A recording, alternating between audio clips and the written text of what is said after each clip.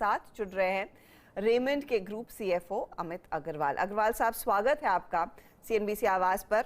एक रिपोर्ट दरअसल हमने आज पढ़ी है, आई एम श्योर आपने भी इस पर नजर डाली होगी। ये रिपोर्ट बेसिकली एक अखबार में आई है कि गारमेंट एक्सपोर्टर्स को पोटेंशियल लॉस करीब करीब 1200 करोड़ का हो सकता है, क्योंकि जो rebate of central and state and central taxes and levies की स्कीम है उसमें कुछ कंडीशंस बदले गए हैं। अब कंडीशंस क्या बदले गए हैं, दर्शकों को समझाने के लिए हम बता दें कि पहले यहाँ पर इन कंपनियों को एक रिबेट मिलता था अगेंस्ट टैक्सेस एंड लेवीज जो एक्सपोर्टर्स पे करते थे इनपुट पर।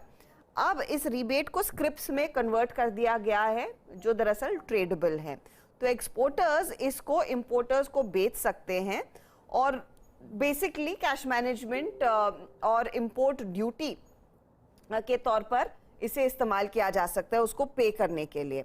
अब दिक्कत ये हो गई है कि स्क्रिप्ट्स जो 20% पर ट्रेड करते थे उनमें भारी डिस्काउंट आ गए, 3% पर आ गए हैं in the month of from the month of December. 20% में था, अब ये 3% पर आ गया।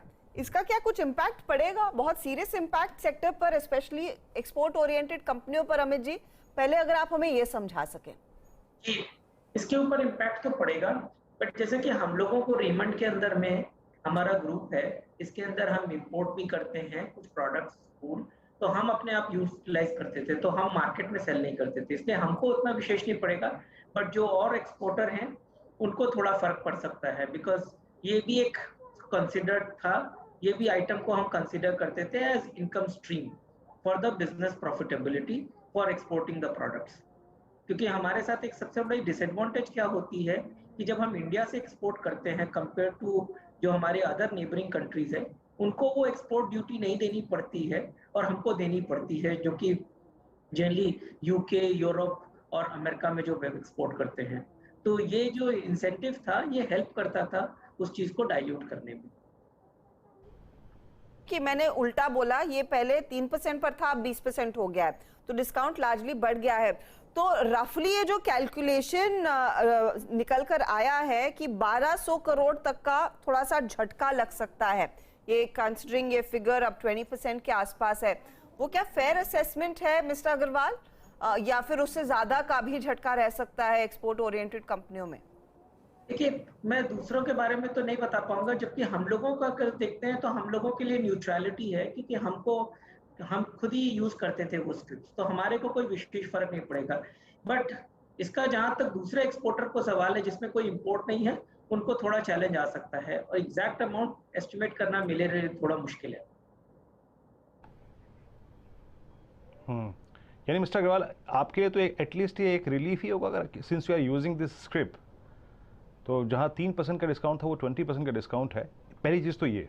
दूसरा, बट ओवरऑल इंडस्ट्री के लिए एक ऐसे समय में जहाँ पे इस वक्त कॉटन के प्राइसेस सब्सटेंशियली अगर आप देखें हाई हैं, बहुत ही हाई हैं, इंडस्ट्री के पर्सपेक्टिव से ये कदम क्या आप सही मानेंगे इस कदम इस वक्त? और ओवरऑल आपका इस जो आई मीन इंडस्ट्री के लिए, और साथ ही साथ मैं कॉटन के पर्सपेक्टिव से ज़्यादा पूछ रहा हूँ, इस क्वार्टर के लिए आपका मार्जिन्स का आउटलुक क्या है और अगले 1-2 क्वार्टर्स के लिए आपका मार्जिन्स आउटलुक क्या है सर? जहां तक कॉटन का प्राइस का सवाल है, देखिए जो प्राइसेस मई में पीक कर गई थी, अगर हम कैंडी की बात करते हैं विच यूज्ड टू ट्रेड अराउंड 40,000 रुपए पर कैंडी, वो करीब करीब 1,10,000 1,05,000 रुपए कैंडी तक पहुंच गई थी। अभी थोड़ा सा हमने देखा है ऑलमोस्ट 10% का करीब करीब करेक्शन आया है पिछले एक हफ्ते से 1.5 हफ्ते में। दूसरा, हम ये एक्सपेक्ट कर रहे हैं कि जो क्रॉप है जो भी स्टार्ट होगी सितंबर से डिलीवरी की, एक बार वो क्रॉप आने से हम थोड़ी सॉफ्टनिंग देखेंगे कॉटन प्राइसेस, जिसके कारण कि ऑब्वियसली हम लोगों की मार्जिन में इंप्रूवमेंट आएगा। थर्ड थिंग, अगर हम देखते हैं तो जो कुछ कॉटन के कंज्यूमर थे जो कि मेनली होम फर्निशिंग्स वगैरह में कंज्यूम करते थे कॉटन की for the export market US Europe में, उसमें उन लोगों की डिमांड थोड़ी स्लगिश दिख रही है, जिसके कारण कि उनकी बाइंग थोड़ा कम हो गई है। उसके कारण जो कॉटन की डिमांड थी वो थोड़ी कम होती दिख रही है। और दूसरा जो मेजर चैलेंज क्या था कि रॉ कॉटन की प्राइस बढ़ गई थी, बट वो जो कॉटन स्पिनर थे वो पूरी तरह से प्राइस पास ऑन नहीं कर रहे थे, तो कॉटन यार्न के ऊपर पूरी प्राइस इंक्रीज नहीं हो रही थी, तो कॉटन स्पिनिंग इंडस्ट्री को थोड़ा चैलेंज आ रहा था। इसलिए अभी जो हम लोग देख रहे हैं डोमेस्टिक मार्केट में कोई इतना बड़ा चैलेंज नहीं है जो थोड़ी प्राइस इंक्रीज करनी थी। जैसे हम लोगों ने पहले भी बताया है आपको कि हमने 15 से 17% अपने प्रोडक्ट्स की प्राइस इंक्रीज कर दी है, जो कि almost 75% of cotton increase cover करता है।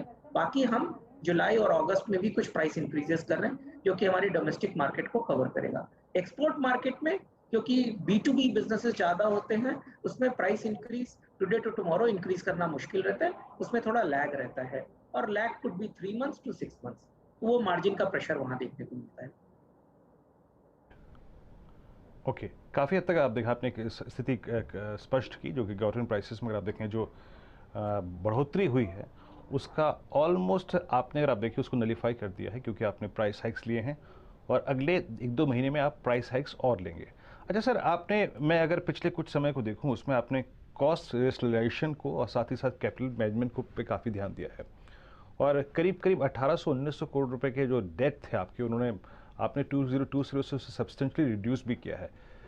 थोड़ा बताइए कि ये FY23 के लिए आपका जो टोटल इंटरेस्ट कॉस्ट है वो कितना रहेगा अब रिड्यूस डेट पे, और अगले 1-2 साल में ये डेट की पिक्चर क्या रहेगी एग्जैक्टली, ये कब तक आप पूरा का पूरा आप देखें जो डेट है वो पे कर देंगे? थोड़ा सा इस पे एक पिक्चर दीजिए मेरे को हल्की से। जी, जहाँ तक डेट फ्री होने का है, वो कंपनी का क्लियर विजन है कि हमको जैसे मैंने 1 साल पहले बताया था कि अगले 3 साल में हम लोग डेट फ्री हो जाएंगे। तो 1 साल हो गया, आपने हमारा देखा कि हमारी डीलेवरेजिंग एक्सरसाइज काफी अच्छी चल रही है।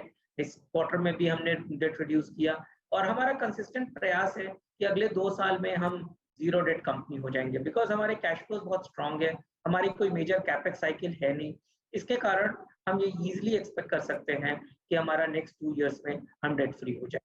और जहां तक इंटरेस्ट का सवाल है, देखिए डेट कम होएगा तो इंटरेस्ट कॉस्ट भी कम होगा। मैं स्पेसिफिक नंबर तो आउटलुक का नहीं देना चाहता हूं, बट ऑब्वियसली डेट कम होता है तो हम इंटरेस्ट कम करते हैं। हाँ, एक और चीज होती है कि अभी जो इंटरेस्ट रेट राइज हो रहा है उसके कारण हमको थोड़ा सा नेगेटिव इम्पैक्ट आएगा। तो जो हमारी सेविंग्स आई है रिडक्शन के कारण थोड़ी सी ऑफसेट होएगी because of increase in the interest rates. Thank you for taking time out. हमारे लिए बहुत बहुत शुक्रिया आप समय निकाल कर डिटेल्स देने के लिए। एक तो वो जो करंट सिचुएशन है एक्सपोर्टर्स की वो समझाने के लिए, और ओवरऑल आउटलुक देने के लिए भी। Pleasure speaking to you sir.